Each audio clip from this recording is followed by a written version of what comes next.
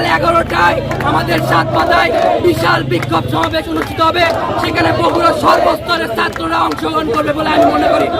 আমি শাকিব খান, সমন্বয়ক, বগুড়া বৈষম্য বিরোধী ছাত্র আন্দোলন। শাকিব খান বগুড়ার বৈষম্য আন্দোলনের প্রধান। স্বৈরাচার সরকারের পতনের পর গোটা বাংলাদেশ মিষ্টি খেয়ে আনন্দ প্রকাশ করছে। এশিয়ার মালিক উপহারের মিষ্টি ঢাকায় গিয়ে বৈষম্য ভাইদের মিষ্টিমুখ করায়।